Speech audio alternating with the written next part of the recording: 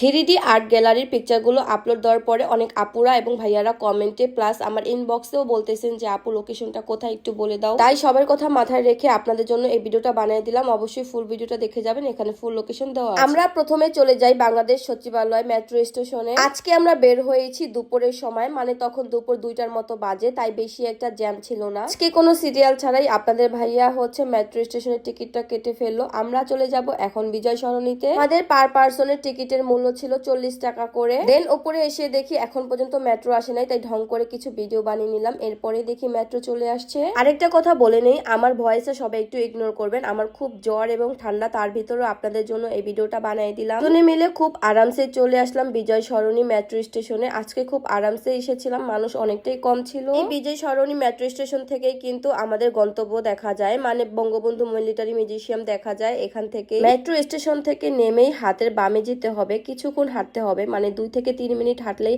আপনারা চলে আসবেন বঙ্গবন্ধু মিলিটারি মিউজিয়ামে। কিন্তু আমরা তো নব থিয়েটারে যাব না, আমরা যাব হচ্ছে 3D আর্টে। তো এখানে বুঝতেছিলাম না যে কোন দিক থেকে টিকিট কাটতে হবে। কাউন্টার থেকে কিন্তু আপনাদের কখনো বলবে না যে কোন দিক থেকে কোনটার টিকিট কাটতে হবে। আপনি যাবেন তো আপনার ঠাস করে টিকিটটা কেটে টাকা নিয়ে নেবে।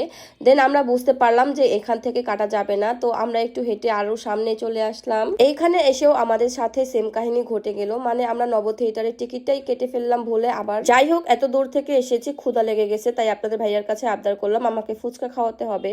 সে 2 প্লেট ফুচকা নিল, কিন্তু ফুচকার টেস্ট মোটেও ভালো ছিল না। 40 টাকা করে পার পার্সনের প্লেট ছিল। এই যে দেখেন 150 টাকা করে পার পার্সনের টিকিট কেটেছে আপনাদের ভাইয়া নব থিয়েটারের, মানে একদম ভুলে কাটা হয়েছে এটা আমাদের। আপনাদের ভাইয়া কাউন্টারে জিজ্ঞেস করছিল যে আমরা 3D আর্টে যাব, কিন্তু উনি কোনো কথাই বলে নাই, তাই আপনাদের ভাইয়াও বুঝতে পারে নাই, সে কেটে নিয়েছে। এখন বাহিরে এসে দেখতেছি সবাই বলতেছে যে এটার টিকিট নাকি আলাদা কাটতে হবে।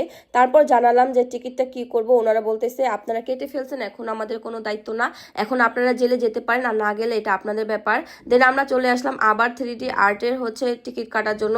এখানে পার পার্সন টিকিটের প্রাইস ছিল 250 টাকা করে। 3D আর্টের আপনার হচ্ছে টিকিটের প্রাইস ছিল 200 টাকা করে নর্মালি। আজকে হয়তো অফ ডে ছিল, তাই 250 টাকা করে পার পার্সন টিকিটের মূল্য নিয়েছে। আমার কাছে মনে হয়েছে টিকিটের মূল্যটা অনেকটাই বেশি ছিল। যাই হোক, এখন আমরা চলে আসলাম 3D আর্ট গ্যালারিতে, মানে অনেক কষ্টের পরে এখানে আমাদের আসা হয়েছে। দেন এখানে যাওয়ার পরে এটাকে কি বলে এখন আমার মনে পড়তেছে না, তো সবাইকেই দেওয়া হয়।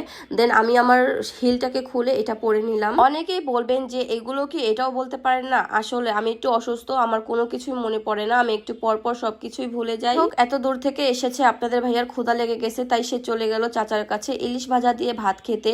দেন আমি চলে গেলাম কাকিমার কাছে তার সাথে কাজে হেল্প করতে।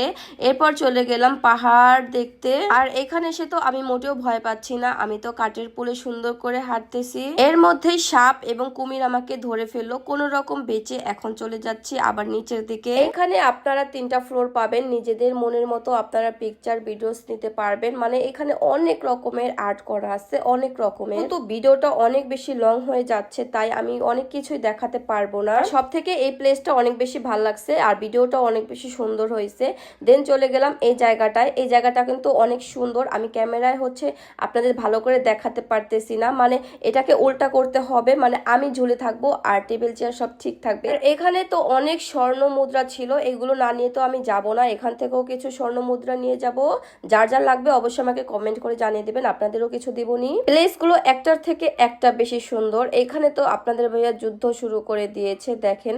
দেন সে এত পরিমাণের রাগী মানুষ, দেখেন তাকে দেখে তো ওইটাও ভয় পেয়ে গেছে। দেন চলে আসলাম এত কষ্ট করার পরে চা খেতে। চা খেয়ে এখন চাঙ্গা হয়ে আবার নতুন করে ভিডিওস বানাবো। এরপর শুধু চা খেলে হবে না, তার সাথে বাগরখানিও নিয়ে নিলাম। এরপর দেখতে পারলাম সুন্দর একটা কিউট পান্ডা, একদমই আমার মতো, যেটা আপনাদের ভাইয়া সবসময় আমাকে বলে। দেন একটু নৌকায় ঘুরলাম, তারপর দেখলাম বৃষ্টি শুরু হয়ে গিয়েছে, তাই ছাতা নিয়ে দাঁড়িয়ে থাকলাম। এরপর চলে গেলাম 2টা কিউট বিড়ালের কাছে, যারা আমাকে বন্দি করে রেখেছিল। এরপর ঘুরতে ঘুরতে তো আমরা আবারও আন্ডারগ্রাউন্ডে চলে আসি। আর এখান থেকে যাওয়ার জন্য আপনাকে গাবতলী টু সদরঘাটের বাসও দেবে, আপনি চাইলে এই বাস দিয়েও যেতে পারেন, কিন্তু জায়গা পাবেন না, অনেক জ্যাম ছিল। সব থেকে সুন্দর প্লেস হচ্ছে এইটা, এখানে মনে হবে যেন সবকিছু কাগজ দিয়ে তৈরি, চেয়ার টেবিল। আর পাশের যে আর্টগুলো দেখতে পাচ্ছেন সেগুলো মাশাআল্লাহ অনেক স্মৃতিময়। ছোটবেলায় এরকম অনেক অনেক স্মৃতি আমরা দেখেছি বা কাটিয়েছি এরকম সময়। আর সব থেকে ইন্টারেস্টিং জায়গা হচ্ছে এই মিরর। এই মিররের ভিতরে ঢোকার পরে আপনি নিজেকেই খুঁজে পাবেন না, মানে কোন দিক থেকে কোন দিকে বের হবেন বুঝতে পারবেন না।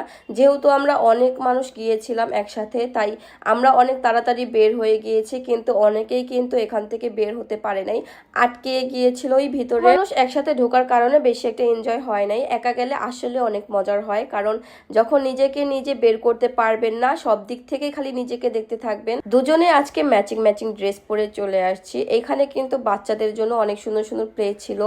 এখানে তো আলোর দিনের প্রদীপ পেয়ে গেলাম আমি। আপনারা কি চান অবশ্যই আমাকে জানাবেন, আপনাদের অবশ্যই দেওয়ার চেষ্টা করব। আজকের মতো ভিডিওটা এই পর্যন্ত শেষ করছি। সবাই ভালো থাকবেন, সুস্থ থাকবেন, আমাদের জন্য দোয়া করবেন। আমার নেক্সট ভিডিও দেখার জন্য অবশ্যই পেজটিকে ফলো করে রাখবেন। আর এই ভিডিওটা কেমন হয়েছে অবশ্যই কমেন্ট করে জানিয়ে দেবেন।